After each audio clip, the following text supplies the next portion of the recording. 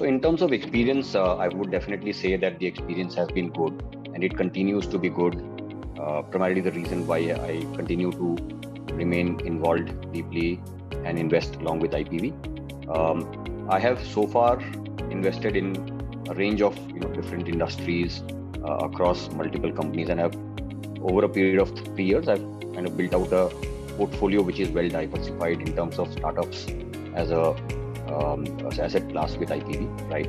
And the experience has always been good because one, what I felt is the level of due diligence which is carried out by IPV before any startup is recommended for investing is pretty solid. I have myself been involved in a couple of due diligences lightly, and I've observed that the team really works hard to ensure that major aspects in terms of governance, in terms of the traction, all that is well covered, right?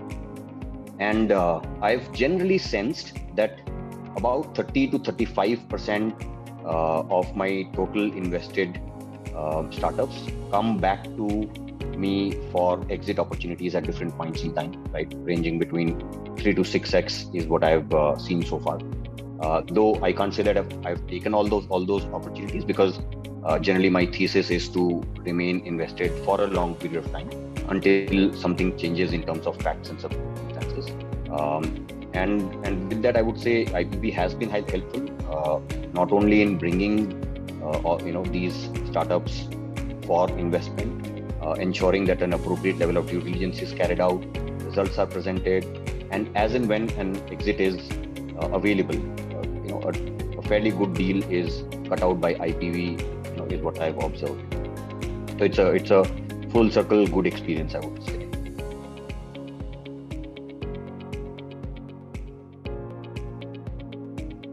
So in all honesty, I never looked at startups as an asset class, right? I got involved with IPV about 3.5 years back, and I still remember those initial 1 or 2 startup calls that I attended, and everything was seeming quite hazy. There was I didn't have much clarity as to how does one evaluate a startup, whether that's something which a particular startup is something which gels with my investment thesis, so on and so forth. Okay. But as I continue to attend the Saturday morning meetings and calls, over a period of time, I started connecting the dots, and I would say a certain level of experience started getting assimilated, through which I found myself to be able to make decisions. Right now, from there I've come a long way. In my portfolio, I have about close to 14-15 companies now, right? And the entire journey has been filled with learnings every day, right? There has been instances where I have had interactions with the founders of certain of these startups to clarify a certain aspect that I'm wanting to clarify, right? I've kind of built friendly relationships with co-investors within the IPV portfolio, IPV group, discussing and brainstorming on opportunities. And over a period of time, I've actually gotten to realize that startups is also truly an asset class to be invested in.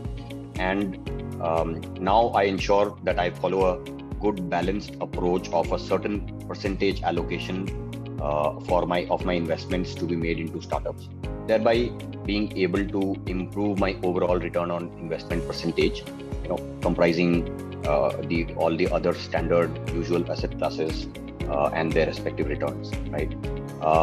Now, on the question of whether I will be investing with IPV again, the answer is absolutely yes. IPV happens to be my first go-to platform for investments into startups, given the past experiences, success, and the kind of network that it offers in terms of building relationships with founders, co-investors, so on and so forth.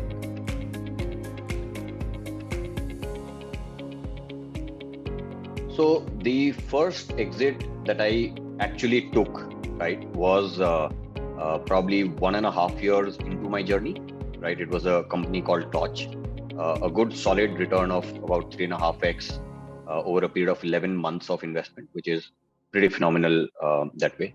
Now, As I kind of alluded to before, when I invest, generally my objective is to invest for a relatively longer period of time. So I'm not someone who's actively looking for exit opportunities.